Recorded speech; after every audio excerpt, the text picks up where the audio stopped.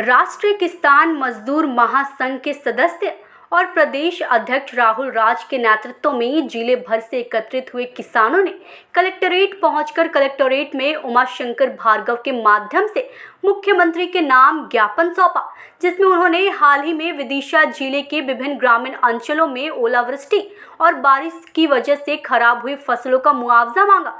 वहीं कुछ सवाल भी शासन प्रशासन से किए हैं। प्रदेश अध्यक्ष राहुल राज ने कहा कि सरकार ने 50% नुकसान वाले किसानों को 32,000 रुपये मुआवजा देने की घोषणा की है, लेकिन 50 से कम वाले किसान कहां जाएंगे। वहीं वेयर हाउस में बनाए गए तोल कांटा को अचानक बदले जाने के मामले में भी उन्होंने सवाल किए। किसानों की परेशानी के बारे में उन्होंने समस्या हल करने की मांग की। इसके साथ ही कई अन्य मांगों को लेकर भी उन्होंने ज्ञापन सौंपा। जल्द से जल्द पुराने बीमा राशि और मुआवजा को उपलब्ध कराने की मांग की इस दौरान की गई। उन्होंने कहा कि ओलावृष्टि से प्रभावित जो फसलें हुई हैं उसका सर्वे सरकार नहीं कर रही है। वह सरकार की नज़र में नुकसान नहीं है। क्या वो किसान कहां जाएंगे, उनका भी सर्वे होना चाहिए। अतिवृष्टि की बारिश से फसल आधी हो चुकी है। मुख्यमंत्री के नाम ज्ञापन में उन्होंने मांग की है कि जल्द से जल्द सभी किसानों का सर्वे किया जाए। विदिशा से धर्मेंद्र गुप्ता की रिपोर्ट। है विदिशा जिले में गनमन बहुत सारे हाईवे हैं। एक आध हाईवे पकड़ के तब तक नहीं उठेंगे जब तक ये सारी बहुत स्पष्ट शब्दों में कह रहा हूँ, क्योंकि हमारी पीड़ा है। जो किसान है इस बात को समझ सकता है कि एक खेत में 5 बार अगर पानी और ओला गिर जाए तो हमारे दिल पे क्या बीतती है।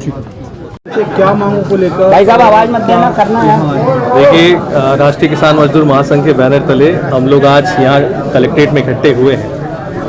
इस महीने में लगातार 4 से 5 बार विदिशा जिले में ओलावृष्टि और अतिवृष्टि देखने में ये आ रहा है कि ओलावृष्टि वाले क्षेत्रों में तो कलेक्टर साहब भी गए हैं, एसडीएम भी गए, लेकिन जो अतिवृष्टि से फसलों का नुकसान हुआ वहाँ कोई सर्वे नहीं हो रहा है।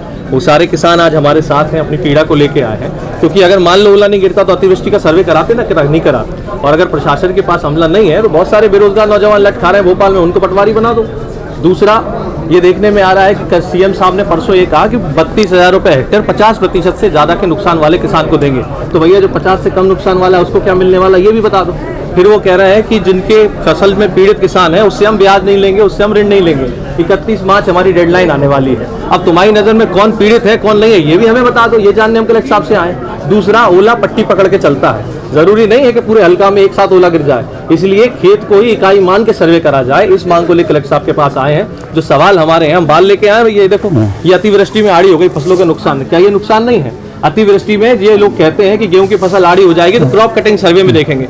क्यों देखोगे क्रॉप कटिंग सर्वे में? जब आपको पता है कि बाल जब आड़ी होती है और नीचे जब सूरज की रोशनी पड़ेगी भाप बन के पूरी बाल सड़ जाएगी। चना सड़ गया है, हमारा पड़ा हुआ धनिया काला हो गया है, मसूर पूरी नष्ट हो चुकी है, हमारी सरसों की फसल नष्ट हो चुकी है। जब प्रथम दृष्टया में सारी चीजें दिख रही हैं तो हम मांग करने आए कि साहब कम से कम पहली किस्त तो रिलीज कर दो 31 तारीख से पहले, ताकि हम अपनी किस्त जमा कर दें। और अगर पहली किस्त रिलीज नहीं कर रहे हो तो अविलंब 31 तारीख की डेट बढ़ाओ। दूसरा इंपॉर्टेंट विषय यह है कि इस जिले के रसूखदार लोगों के प्रेशर में आके हमारे तुलाई केंद्र शिफ्ट कर दिए जाते हैं। भाई आज तुलाई केंद्र मेरे गाँव के पास है, कल मेरा तुलाई केंद्र पहुंच गया 12 किलोमीटर। पूछो तो कहते हैं साहब ये नियमावली में आता है। तो हम वो नियमावली कलेक्टर साहब से जानने आए हैं कि ऐसी कैसी नियमावली है कि करैया हाट के एक वेयर हाउस में पिछले साल तुलाई हुई, अब वो वेयर हाउस भर गया, हम मानते उसमें तुलाई नहीं होगी। तो दूसरा खाली वेयर हाउस करैया हाट गांव में पड़ा है, आप उसमें केंद्र बना दो। आपने 12 किलोमीटर दूर रोड पे भी हाईवे पे क्यों बना दिया? हम इंसान नहीं है कि साहब हाईवे पे ट्रक निकलते हैं धूप में बैठे रहेंगे।